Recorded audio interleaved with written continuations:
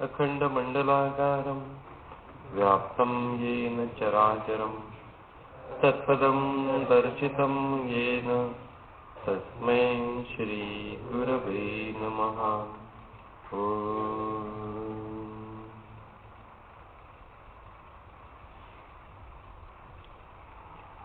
गुरुदर्शित मार्गेण मनःशुद्धिः कारयेत्।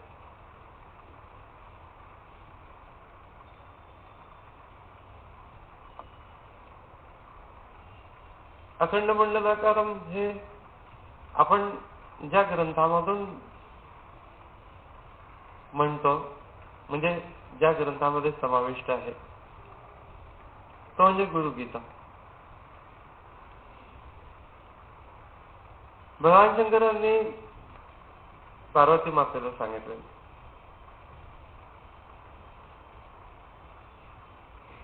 अतिशय पवित्र ग्रंथ, त्याच्यामध्ये मध्यवर्ती जो भाग सांगितलाय तो पण आपण दरवेळेला बघण्याचा प्रयत्न करतो। तो म्हणजे कुठल्या मार्गाने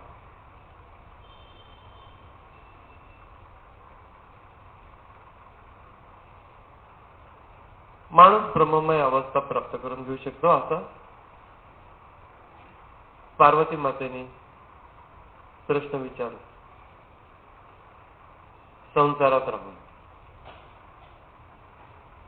आणि त्याच्यावरती भगवान शंकरांनी जे उत्तर दिलं तीच गुरुगीता। त्याच्यामध्ये गुरूंचं महात्म्य अनेक ठिकाणी वर्णन केलेलं आहे, पण त्यातले बरोबर निवडक 8 श्लोक ज्याला ध्रुवाष्टकम म्हणतात ते आपण नेहमी म्हणत असतो। वंदेहम सच्चिदानंदम भेदातीतम जगद्गुरु नित्यं पूर्णं निराकारं निर्गुणं सर्वसंस्थितं परात् परतरं परं ध्येयं नित्यमानंद कारणं हृदयाकाश मध्यस्थं शुद्ध स्फटिक सन्निधं। आणि अखंड मंडलाकारं, तर हृदयाकाश मध्यस्थम याचा अर्थ चिदाकाश।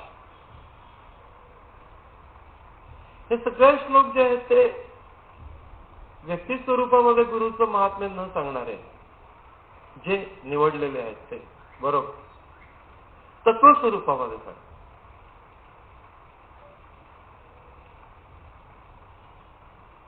आणि त्या दृष्टीने हा जो विशेष भाग आहे की हृदयाकाश मध्यस्थ म्हटलं की माणसाला एकदम हे हृदय असं वाटतं, फिजिकल ऑर्गन हार्ट, तसं घेता कामा नये। योग भूमिकेतनं त्याच्याकडे बघायला पाहिजे। चिदाकाश, हृदयाकाश, मस्तकाकाश, मूर्ध्न्याकाश ही सगळी नावं या भागाला दिलेली आहेत। ज्या ज्या लोकांना हा भाग आहे त्या त्या लोकांनी तिकडे लक्ष ठेवावं, असा हा विपरीत आहे। याचं कारण त्याच्यामध्ये मेन गोष्ट आहे ती म्हणजे brain, physical organ supporting consciousness. सर्व प्रकारचे ज्ञान, त्याचा विचार, त्याच्या जाणीवा, त्याच्या धारणा, बाह्य जीवन, त्याच्यातनं आलेल्या संवेदना याच्याशी संबंधित असलेलं महत्वाचं ऑर्गन ब्रेन हे या भागामध्ये तर आहे। पण तरी देखील असं म्हणता येत नाही की brain is equal to mind. ते एक स्वतंत्रच गोष्ट आहे। बुद्धी ज्याला म्हटलं जातं ते काय आहे, तर नॉन फिजिकल इन्स्ट्रुमेंट ज्ञान ग्रहण करण्यात,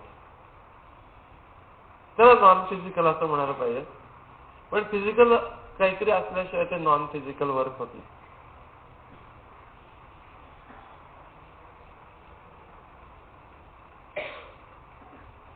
पण शेवटी आम्हाला ज्ञान प्राप्त करून घेण्याच्यासाठीचा जो आमच्या हृदयाचा म्हणजे अंतःकरणाचा जो भाग आहे तो म्हणजे बुद्धी की जे कुठल्याही संवेदना ग्रहण करता अर्थ लावतं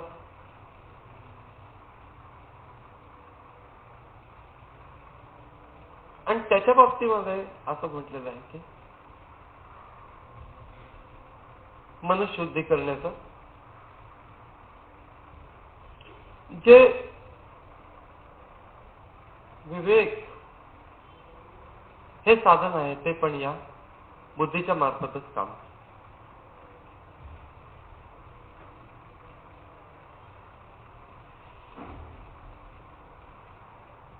हा तर भाग झाला. पण भगवान शंकर म्हटल्यानंतर आपल्याला काही गुरुगीता आठवते असं काही नाही. आपल्याला पहिल्यांदा ज्या स्वरूपामध्ये ते समोर ध्यानात बसलेले आहेत तेच आपल्याला आठवतात. पहिल्यांदा जटा वगैरे आहेत, रुद्राक्ष आहेत, भस्म आहे.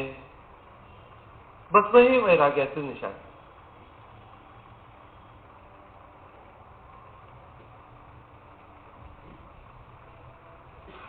शंकराच्याकडे जरी का संसारी असले तरी देखील वैराग्यशील संसारी आहे, आसक्त संसारी नाही. साधारण सुद्धा असं कधी वाटत नाही की शंकर संसारी आहेत म्हणून. वाटतच नाही. विवेकानंदांना सुद्धा वाटलं नव्हतं. नरेंद्रनाथ ज्या वेळेला लहान होते त्यावेळेला त्यांना एका त्या मोत्तद्दाराने संसाराच्या भीषण गोष्टींचं वर्णन केलं आणि त्यामुळे संसार करायला त्यांनी पक्क ठरून टाकलं. आणि त्यावेळेला राम आणि सीतेच्या मूर्तीची पूजा करत होते. तर आता मी कशी काय पूजा करणार असं त्यांनी आईला विचारलं. तिला संसार करायचं तर नाही. ती म्हणली बरं शिवाची करत जा. मग त्यांना बरं वाटलं की शिवाची करायची. पण हे तर त्यांच्या लक्षातच नाही आलं की शिव पण विवाहित आहेत म्हणून. याचं कारण की शिव विवाहित असं वाटतच नाही. इतक्या वैराग्याचे त्याचं समाधान झालं करत होते. पण कधीही बघितलं तर शिव हे सर्वसाधारणपणे एक प्रकारे फकीर ज्याला म्हणता येईल तशा प्रकारचे.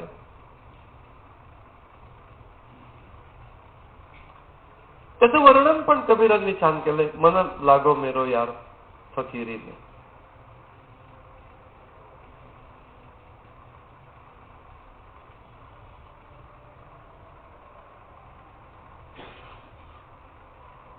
ती फकीरी अंगामध्ये असं पूर्णपणाने दिसतं. सगळ्या प्रकारच्या सामर्थ्यांच्या सहित आहेत ते. अनंत गोष्टी आहेत. भगवान शंकर म्हटल्यानंतर एक वेगळंच व्यक्तिमत्व डोळ्यासमोर आहे. एकतर ते नॉन कॉन्ट्रोवर्सियल आहे. म्हणजे विष्णूच्या बद्दल सगळ्या दैत्यांना वैर असतं पण शंकराच्या बद्दल कोणाला वैर. त्याचीच उपासना करतात. लयाची देवता आहे ना त्यामुळे. आणि काय हे असुर लोकांना लय ही गोष्ट फार आवडते. म्हणजे जगाचा लय करणे. तर त्यांचे ते एकदम संहार करते आहेत की नाही. असुर लोकांची आवडते. देवांचे पण आवडते. सगळ्याच देवांना प्रॉब्लेम कोणी क्रिएट केलेला असेल तर भगवान शंकरांनी वर देऊन देऊन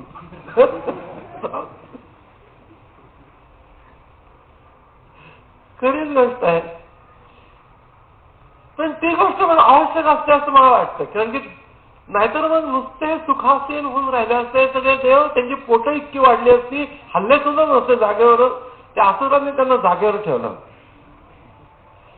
सत्प्रवृत्त लोक असतात त्यांच्या बाबतीमध्ये असं असतं. त्यांना कुठलेही बाहेरचे धक्के जर का दिलेच नाही तर ते आपल्या याच्यावर घेऊन देणार. त्यामुळे ह्या देवांना सुद्धा जाग करण्याच्यासाठी त्याच्यानंतर त्यांना कुठेतरी युद्धभूमीवरती उतरवण्यासाठी त्यांना कुठेतरी सगळ्या ऐश्वर्याचे तुम्ही राजे नाही आहात असं दाखवण्याच्यासाठी म्हणून भगवान शंकर निर्णय लोकांना वर देऊन त्यांना वठ्ठेवर आणले.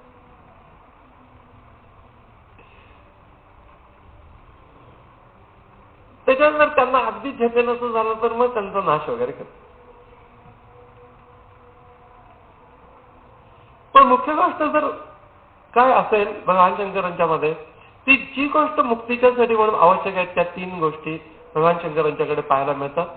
आणि त्याच्यातली पहिली गोष्ट म्हणजे भक्ती, त्याच्याच पोटी ज्ञान आणि त्याच्यासाठी वैराग्य. या तिन्हीची पूर्ती. भगवान शंकरांचं जे रामावरती विलक्षण प्रेम आहे त्याची तुलना तर कुणाचीच करता येणार नाही. पार्वती मातेला जन्म घ्यावा लागला याचं कारण अगोदरच्या जन्मामध्ये भवानी म्हणून होती. आणि एक चांगलं छान जे काही जीवन चाललेलं होतं त्या जीवनाच्या मध्ये या भवानीला एक दिवस वाटलं की राम हे सीतेच्या वियोगामध्ये व्याकुळ होऊन फिरत आहेत, तर त्यांची परीक्षा घ्यावी. इथं ते राम व्याकुळ होऊन फिरतायत त्यावेळेला भगवान शंकर अत्यंत आनंदित होऊन त्यांच्या दर्शनाच्यासाठी म्हणून जातो. एवढं काय आनंदित व्हायला झालं तर ते म्हणले की आता ते एकटेच असतात. एकटेच म्हणजे काय, तर ते म्हणले की नेहमी सीतेच्या बरोबर असतात. मग आता तुम्हाला एवढं कौतुक का वाटतंय त्याचं, तर मायेशिवाय ब्रह्म पाहायला मिळतं म्हणून मला जायचं. असं सिम्बॉलिक भाग आहे त्याच्यातला, तरी देखील कथा म्हणून सुद्धा ते आपल्याला बघायला पाहिजे. तर मायेशिवाय ब्रह्म पाहायला मिळतं म्हणून त्यांना इतका उत्साह त्यांना की कसला नाही ब्रह्म वगैरे. तो तर अनेक झाडांना वगैरे ते मिठ्या मारतायत, रडतायत वगैरे. सामान्य माणसं सुद्धा असं करत नाहीत. पण त्याच वेळेला हे तिच्या डोक्यात यायला पाहिजे की सामान्य माणसं सुद्धा करत नाही, त्या अर्थी ह्याच्यात काहीतरी असलं पाहिजे. आता कोणीतरी कुणाची तरी पत्नी गेली वगैरे तर ते थोडं झाडांना वगैरे मिठ्या मारतात, त्यांना बरंच वाटतं हल्ली.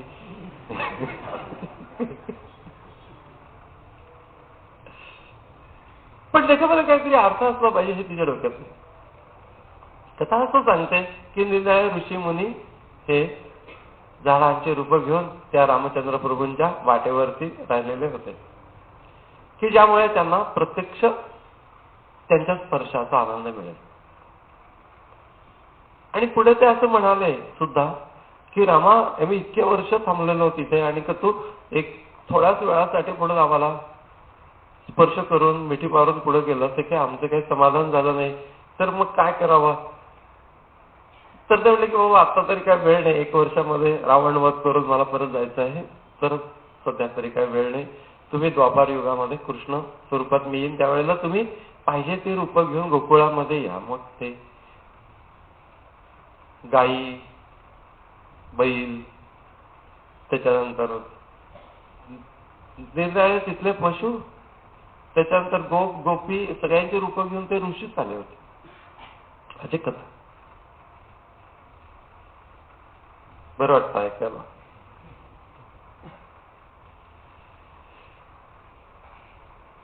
पण या ठिकाणी ज्या वेळेला ते असं रडतात त्यावेळेला त्या भवानीला वाटलं की हा माणूस इतका वेळा झाला बायको जेव्हा ब्रह्म वगैरे कसं आलंय म्हणून परीक्षा घ्यायचा प्रयत्न केला, तर तिने सीतेचंच रूप घेतलं आणि त्यांच्या मार्गामध्ये आले. आता सीतेसाठीच रडतोय तर एकदम सीतेचं रूप घेतलेली, तर ते वेगळ्याच मार्गाने गेले. त्याच्यानंतर मग ती त्या मार्गावरती आली, तिला वाटलं की पाहिलंच नसेल म्हणून ते पुन्हा दुसऱ्याच मार्गाने गेले. त्यावरून त्याच्या पाठोपाठ लक्ष्मण. हे एक विशेष आहे की लक्ष्मणाने पण पाहिलंय की सीता आलेली, पण लक्ष्मण काही त्याला सावध करत नाही की हो हे बघा बहिणी इथं उभे आहेत वगैरे काही म्हणत. त्याला एवढी गोष्ट तुझ्या मनावर आहे की राम करेल तर बरोबर. याला अनुजा असं म्हणतात. कितीतरी छोट्या छोट्या गोष्टी या एकेका प्रसंगाच्या मध्ये सामावलेल्या आहेत. नॉर्मली माणूस असं करणारच नाही, पूर्ण विश्वास असल्याशिवाय. तो करतो ते बरोबर आहे याचा अर्थ. त्याला हे जरी का कळलं नाही की ही काहीतरी वेगळं रूप घेऊन कोणतरी आले, तरी रामाच्या पाठीमागे आपण जावं, आपण भलतीकडे जाणार नाही, मायेच्या तावडीत सापडणार नाही, हे त्यांनी दाखवलं. मग त्याच्यानंतरचा पुढचा भाग म्हणजे ती अगदी मध्ये येऊन उभी राहिली की त्यामुळे आता तिला टाळूनच जाता येणार नाही. आता काय करणार? मग प्रभू रामचंद्रांनी नमस्कार केला आणि म्हणले की माते, भगवान शंकर कुठे आहेत? एकदम तिला लक्षात आलं, समजून गेलं की आपण चुकलो आहोत म्हणून. आणि ती तातडीने वंदन करून निघाले. पण ज्या क्षणी तिने रामाची परीक्षा घेतली त्या क्षणी शंकराने तिचा मनातून त्याग केला. त्या क्षणी मग नंतर आल्यानंतर तिला लक्षात आलं की हे आपल्याशी पूर्वीसारखे बोलत नाही आहे, वागत नाही आहे, स्पर्श देखील करत नाही आहे, ते तर लांबच राहिला पण नुसतं पाहत पण. तिला समजून चुकलं की आपण रामाची परीक्षा घेतली अशा प्रकारे याच्यासाठी म्हणून आपला त्याग केला गेलेला आहे. म्हणजे इतक्या प्रेमाचं भरतं येऊन जे बरोबर वागत होते, तर माझ्या प्रिय दैवताच्या बाबतीमध्ये माझ्या तितक्याच प्रिय असं म्हणता येईल अशा पत्नीने जरी का थोडीशी अवहेलना केलेली आहे, तर त्यांनी नाही चालून देणार. किती प्रेम असलं तरी ही फार अवघड गोष्ट. सर्वसाधारण माणूस असता तर क्षमाच करून टाकले असते. क्षमा करून टाकण्यापेक्षा सुद्धा त्याचं काही सामर्थ्यच नसतं झालं की तिचा त्याग करण्याचं. त्यागच करून काय वाटेल हो. म्हणजे एखाद्या उंच अशा आपल्या भावनात्मक ध्येयाच्या पुढे इतर कुठलीही गोष्ट तितकी प्रिय नाही, याचा एक आदर्श आहे. छोट्या कथेमध्ये सुद्धा एक मोठा भाव भरलेला आहे. त्यामुळे तिला असं लक्षात आलं की हे जीवन ठेवण्यात अर्थ नाही, म्हणून आपल्या बापाच्या म्हणजे दक्ष प्रजापतीच्या यज्ञामध्ये तिने आत्मसमर्पण केलं. त्याच्यामध्ये शंकरांचा अपमान केला वगैरे हे तर झालंच, परंतु तिला हेही कळलं होतं की आपला त्याग झालेला आहे, आता जगून काय करायचं. आणि पार्वती रूपाने ती आली. मग पार्वती रूपाने आल्यानंतर तिला तपस्या करायला लागली. ती पार्वतीची तपस्या या पूर्वी जे महान तपस्वी होऊन गेले त्यांच्यापैकी कुणाच्याही पेक्षा किंचितही कमी नव्हते. अनेक प्रकारे तिची परीक्षा पण घेतली. भगवान शंकरांनी तिला एकदा प्रत्यक्ष भेटून म्हणजे एका छोट्या मुलाच्या रूपामध्ये, ब्राह्मणाच्या रूपामध्ये भेटून विचारलं की तुझं सगळं ठीक चाललंय का, तुझे काही साधना करतेस त्याच्यासाठी म्हणून तुला योग्य खाणं पिणं आहे की नाही, शरीराची तू नीट काळजी घेतेस की नाही. हा सगळा योगमार्गाचा भाग आहे, हे लक्षात घेतलं पाहिजे. लोकांच्या डोक्यामध्ये तपस्या म्हणजे शरीराकडे दुर्लक्ष करणे असं करून चालत नाही. आणि हीच गोष्ट शरीर माध्यम खलु धर्म साधनम ही भगवान शंकरांनी पार्वतीला त्यावेळेला त्याची आठवण करून दिली. शरीरापासूनच सुरुवात करायला लागते आणि तत्वापर्यंत पोहोचायला लागते. आणि ते करत असताना माध्यम हे काय, तर शरीर हे माध्यम नाहीये, परंतु शरीर हा आधार आहे, ते लागतच असतं काय झालं तरी देखील. कारण जीव जो आहे तो शरीराच्याच आधाराने राहिलेला आहे ना. जरी तो शिवरूप असला किंवा त्याचं शिवरूपाचं त्याला ज्ञान व्हायचं असलं तरी शरीराच्या माध्यमावर. एक महत्वाची गोष्ट आहे की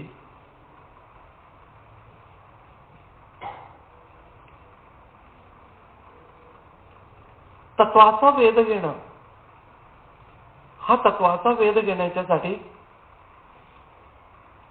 जे जे सामर्थ्य असतं ते सगळं भगवान शंकरांच्या मधनं आपल्याला निर्णायक कथांच्या मधनं लक्षात येतं की हे त्यांच्यामध्ये सामर्थ्य आहे. तुम्ही ज्या वेळेला त्यांची मूर्ती बघता त्यावेळेला नेहमी ध्यानस्थ अशी मूर्ती बघायला मिळते. आणि हा मार्ग आहे अंतरामध्ये वेध घेण्याचा. मध्यवर्ती गोष्ट आहे, सर्व योग संप्रदायाचे भगवान शंकर गुरु आहे. आणि त्या एक गोष्ट आहे त्यांच्यामध्ये, ती म्हणजे सगळं सोडून देण्याची क्षमता. काही माझं नाही, अंगाला राख फासलेलीच आहे संसारात राहून. आणि हीच गोष्ट आपल्याला जमते का नाही बघायला पाहिजे. थोडं तरी फटिंगपणा अंगामध्ये माणसाच्या असला नाही तर तो कधीही संसार सोडू शकत नाही. कधी त्याला निरनिराळे लोक बोलवत असतात, निरनिराळे कार्यक्रम असतात. आज हा कार्यक्रम असतो, तो कार्यक्रम असतो, घरातल्याच गोष्टी असतात ना, सगळ्या फेकून द्यायला पाहिजे. जर का मला या तत्वाची जर अनुभूती घ्यायची असेल तर ही काही भाजी आणण्यासारखी गोष्ट नाहीये की बाजारात गेऊन भाजी आणली तशी ही तत्वाची अनुभूती जाता जाता सहज मुळीच येत नाही. आणि त्याच्यासाठी म्हणून शिवरात्र की ही स्मरण करून देतो की अरे बाबा, जो तुमचा गुरु आहे आदिगुरु, त्याच्याकडे एकदा पहा, त्याचं जीवन एकदा पहा, आणि तो आपल्याला कशासाठी प्रेरित करतो त्याच्याकडे पहा. ते सोडून आम्ही आनंद गोष्टींच्या मध्ये स्वतःला वेळच मिळू देत नाही. कशामुळे तर त्याचा जो विराग जो आहे आणि त्या ईश्वराच्या बद्दलचा अनुराग जो आहे ते दोन्ही तितक्या प्रमाणात आमच्यामध्ये उतरलेले नाही. हे रडारड करण्याची गोष्ट नाही, का नाहीत आमच्यामध्ये, आमचे प्रयत्न करायला पाहिजे. थोडंसं सोडलंच पाहिजे. किती ठिकाणी आम्ही इन्व्हॉल्ड आहोत अनेक प्रकारे. मोठी माणसंच नव्हे, मुलं सुद्धा. आज हा प्रोग्राम, तो प्रोग्राम, सगळे प्रोग्राम तर आहेतच ना, करायचेच जन्मभर. शेवटी एक शेवटचा प्रोग्राम आहे, लक्षात ठेवलं पाहिजे.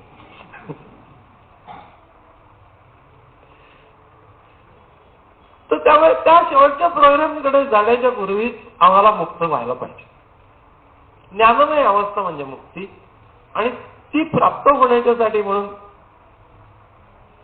गुरुदर्शित मार्ग येणं, मनशुद्धीचं कार्य. गुरुने दाखवलेल्या मार्गाने मनशुद्धी करून घे. आणि ध्यानयोगामध्ये काय करशील तर अनित्यम खंडयत सर्वम, जे जे अनित्य आहे ते सगळं सोडून दे थोडा वेळ पण. काय अनित्य आहे?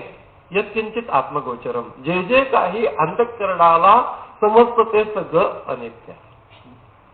म्हणजे अंतःकरणाला ज्या ज्या वृत्ती निर्माण होतात त्या सर्व गोष्टी अनित्याशी संबंधित करून टाकतात अंतःकरणाला.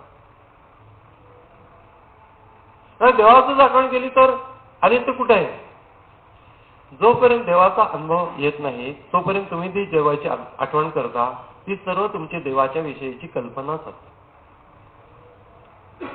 मी जोपर्यंत देवाची अनुभूती घेतली नाही तोपर्यंत देव ही माझी कल्पनाच आहे, आणि मग मी ती कल्पना बदलत राहते, त्यामुळे ती पण अनित्य आहे. लहानपणचा देव आणि मोठेपणचा देव याच्यामध्ये असलेला फरक किती ते बघा. आतापर्यंत कितीतरी फरक झालेला. त्याच्यात जर निर्धाळे शहाणी माणसं आम्हाला काय काय काय काय देवाबद्दल सांगत असतात. आमच्या डोक्यात एक कन्फ्युजन असतं देवाच्या बद्दल, आणि मग त्यामुळे ते देवाचं अनुसंधान हे सुद्धा अनित्यच होतं. याचं कारण की काल्पनिक आहे. त्याच्यामध्ये असलेला भाव ईश्वराच्या अस्तित्वाचा हा मात्र काही, पण त्याचं रूप किंवा त्याच्या स्वरूपाच्या संबंधामध्ये जे जे आम्ही वर्णन ऐकतो किंवा जे आमच्या मनात आहे ते सगळं काल्पनिक असते. करायला काय पाहिजे? मला नक्की जे करायचंय ते म्हणजे त्याचा अस्तित्वाची जाणीव किंवा त्याला भाव म्हणतात तो धरणे आणि शांत राहणे. महत्वाची गोष्ट गुरुदर्शित मार्ग येणं म्हणजे परंपरेने प्राप्त होत आलेला आपल्याला मार्ग. आदिनाथ, मच्छिंद्रनाथ, गोरक्षनाथ, गहनीनाथ, निवृत्तीनाथ, ज्ञानेश्वर महाराज हे सगळे सगळ्या संप्रदायांच्या मध्ये कोणताही संप्रदाय घ्या की जो जो योग संप्रदाय आहे त्या योग संप्रदायाचे कुठे ना कुठेतरी एकमेकांच्या मध्ये लिंक्स आहेत, आणि का शेवटी फायनली ते आदिनाथांच्याकडे जाऊन पोहोचते. तर आदिनाथ हे सर्व संप्रदायांचे योगगुरू आहेत. आणि त्याच्यामध्ये असलेल्या ज्या 3 गोष्टी की एक म्हणजे ज्ञानाकडे वाटचाल भक्तिपूर्ण अंतःकरणाने आणि वैराग्यशील अशा प्रकारच्या वृत्तीने ती करायला पाहिजे. नाहीतर मग ती काही होत नाही. भक्तीत एक राहते केवळ, बाकी काही देखील मनामध्ये भावना राहते, पण त्याच्यातनं काही अनुभूतीच्या पातळीवरती आम्ही जातो. अनुभूतीच्या पातळीवरती जाण्याच्यासाठीचा असला मार्ग आहे नेयम सर्व स्वरूपांच्या. सर्व स्वरूप म्हणजे विश्वस्वरूप जे आहे ते ज्याच्यामुळे आहे ते जे परमतत्व आहे ते नेय. त्याच्यानंतर ज्याच्यामध्ये धारणा आहे आणि ते जे ध्यान करतंय ते मन म्हणजे ज्ञान. ज्ञानांच्या न उच्यते. आणि ज्ञानम नेय समम कुर्यात म्हणजे हे जे ज्ञानमय ज्ञानप्रधानता धारणांसहित असलेले जे मन आहे ते नेयाशी जोडून टाक. ज्ञानम नेय समम कुर्यात नान्य पंथा द्वितीयका. दुसरा कुठलाही मार्गच नाही आहे. दुसरा कुठलाच मार्ग नाही आहे. याच शब्दाचा वापर म्हणजे या वाक्याचा वापर गुरुदेव रानडेंनी एकदा केलेला होता. ते त्यांच्या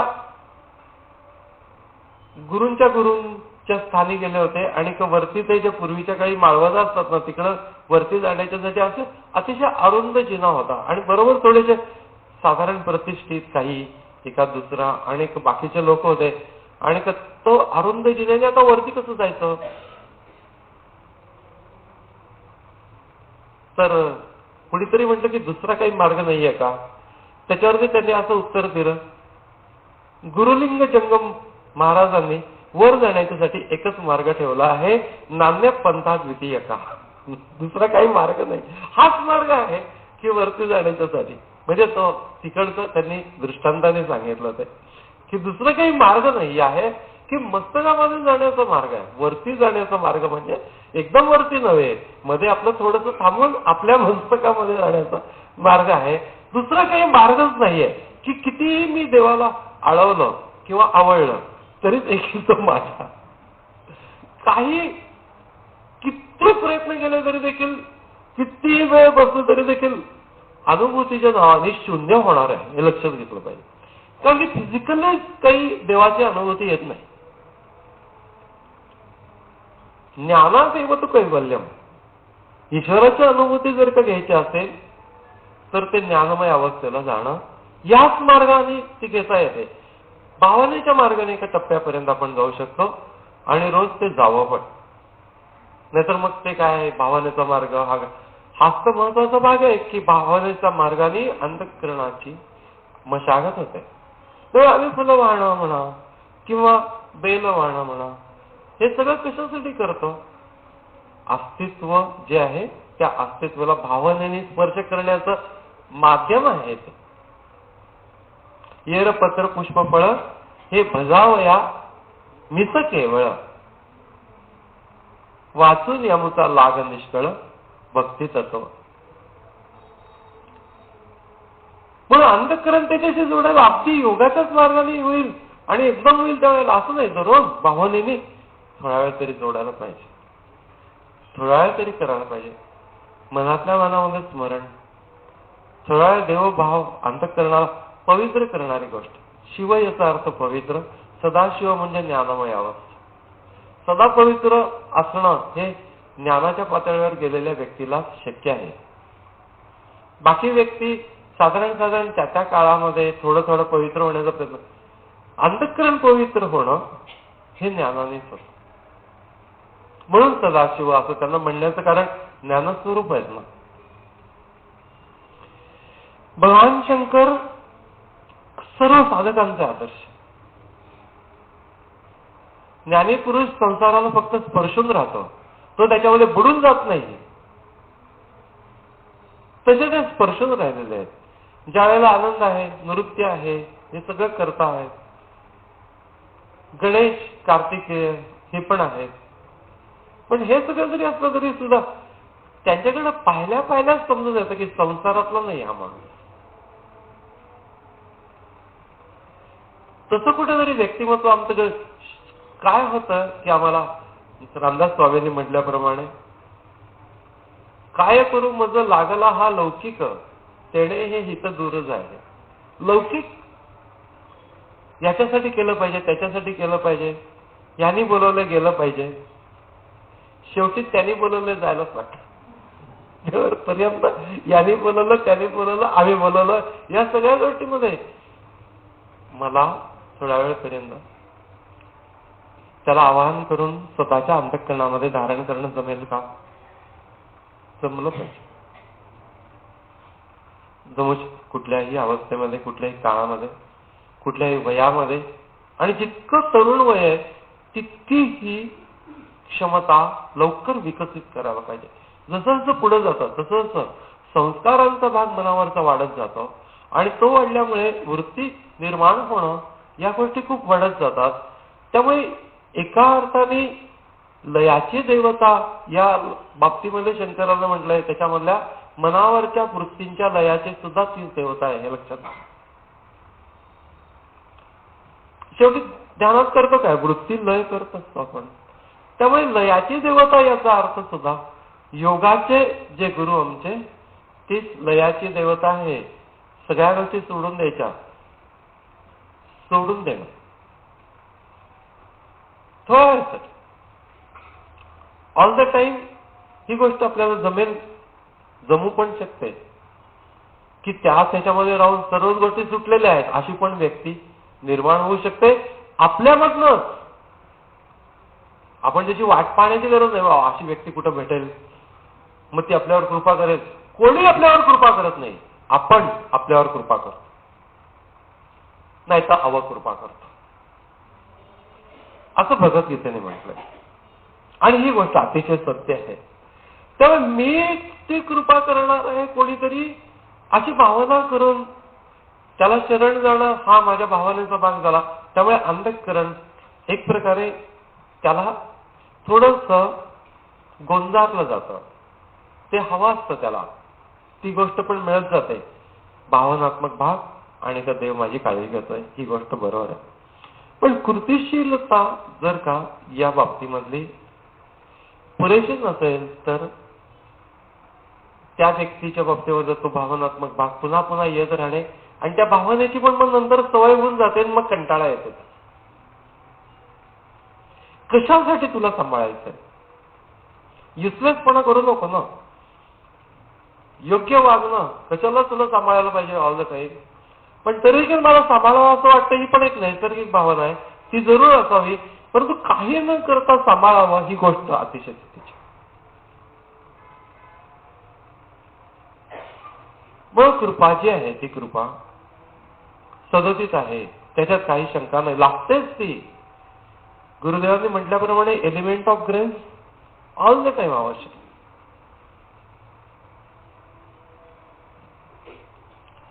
तर ह्या गोष्टी भक्तिभावानी करण्याच्या गोष्टी ज्याच्या त्याच्या मनोपिंडाप्रमाणे मनोरचनेप्रमाणे त्यांनी करा. स्वामी माधवनाथ असं सांगत असत की त्यांची आई शिवलीलामृत वाचून नंतर ज्या भक्तिभावाने शंकराला नमस्कार करत असे त्या भावाने नमस्कार करणं मला सुद्धा अजून जमलं नाही म्हणलं. इतकं त्या व्यक्तीच्या मधले ते कपॅसिटीज आहे किंवा मी तुला शरण काही मागायचं म्हणून शरण आहे असं नव्हे, पण शरण मनाचा एक भार निघून जातो, मोठेपणाचा भार निघून गेला की माणसाला बरं वाटतं. त्याच्यामुळे ते होतं. मी जेव्हा त्याला शरण जातो नमस्कार करतो त्यावेळेला एक गोष्ट होत जाते की मी माझा अहंकार बाजूला ठेवलेला असतो, त्याच्याशिवाय मी शरणच नाही जाऊ शकत. हम दादा आहे, हम शरण आहे असं म्हणता येत नाही किंवा मी सगळ्या गल्लीचं झालं तुला शरण असं नाहीच म्हणता येत. त्यामुळे मला सगळी दादागिरी बाजूला ठेवून शरण जायला लागतं, सगळं अहंकार बाजूला ठेवून शरण जायला लागतं. मी तुझा आहे असं म्हणून शरण जायला, मी अमुक एक कोणतरी वेगळा नाही रे बाबा, मी तुझाच आहे. तू माझा आहे सर मी तुझा आहे, बास एवढी एकच भावना पुरेशी भक्तीची. ते गेल्यामुळे अंतःकरणावरचा अहंकाराचा भाग जातो. हा भाग एक आहे. आणि दुसऱ्या वेळेला दुसरा भाग म्हणजे ध्यानामध्ये जसं भक्तीमध्ये हा अहंकारात्मक मीचा भाग निघून जातो, त्याप्रमाणे ध्यानामध्ये खऱ्या मीचं स्वरूप कळून जातं. तो ज्ञानाचा भाग आहे. म्हणून भक्ती आणि ज्ञान या दोन्ही गोष्टी आणि त्याला आधारभूत असलेलं वैराग्य या तिन्ही गोष्टी ज्यांचं प्रतीक आहे ती म्हणजे बिल्वदळ. त्याच्यामध्ये 3 पानं असतात, भक्ती ज्ञान वैराग्य, आणि ते एकाच ठिकाणी जोडलेले असतात एका देठाला, ती म्हणजे त्या परमतत्वाला जोडलेले आहेत.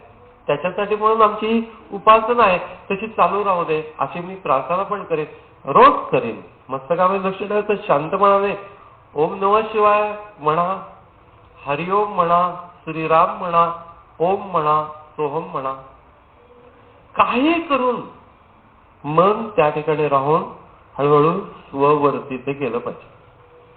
जो जो काही ज्या ज्या व्यक्तीला गुरूंनी ज्या मंत्राचा उपदेश केलेला असेल त्या मंत्राने, परंतु ध्यानासाठी लहान मंत्र लागतं हे लक्षात घेतलं पाहिजे. तरी शांतपणाने स्ववरती लक्ष ठेवून राहणं.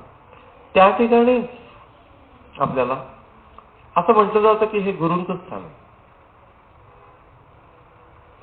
तर तिथे ते जास्ती भानगड नाही. तिथं कमळ जे आहे ते द्विदळ कमळ आहे, 2च दळ आहेत, एक गुरु आणि शिष्य खलास. 6 अहम बस, ही 2च दळ त्याची. तर जे काही आम्हाला करायचं आहे ते त्या ठिकाणी लक्ष ठेवून थोड्यापर्यंत करणं ही उपासना. आपण भक्तिभावाने आज त्याला नमस्कार केला असेल, मनोमन मनामध्ये थोड्या वेळपर्यंत नमस्कार करून आपण थोड्या वेळपर्यंत ध्यान करू. 5 वेळेला ओम नमः शिवाय या मंत्र मी सांगेन, तो माझ्या पाठीमागून म्हणायचा आणि ध्यान करायचं. हरिओम.